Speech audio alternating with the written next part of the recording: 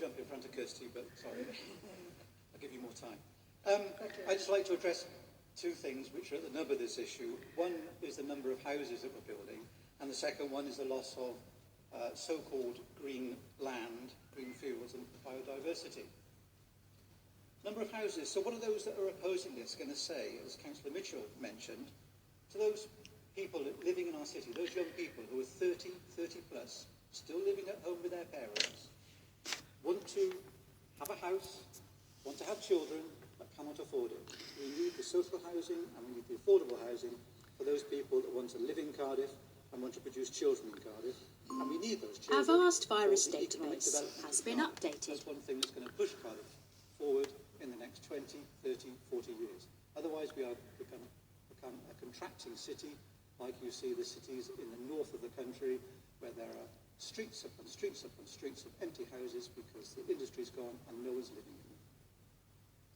The logical conclusion of your argument is that you act like Chinese dictators, and you say to people, anyone living in Cardiff under the age of 30, sorry, we can't have a house for you, you only have one child. That's the logical conclusion of your argument, and I'm sure you don't want to act like Chinese dictators. Perhaps you do. The second point I wanted to address is the so-called green fields. Are they really green fields? Councillor Deanne Rees talks about prime agricultural land. Well, I've had a walk around some of that prime agricultural land. It's sterile.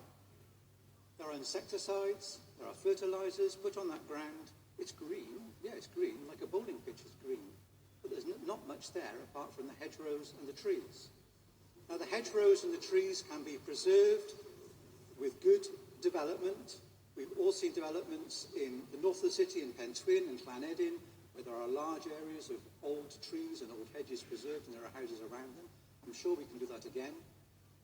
And the gardens become more biodiverse. There are more bees and insects in some of the city gardens than there are in these green fields of St Fagans and St Mellons. I mean, there are beehives on skyscrapers in the centre of the city, in Callahan Square. So we can increase biodiversity, and we can increase housing, and we don't have to be Chinese dictators and say, you're only going to have one child.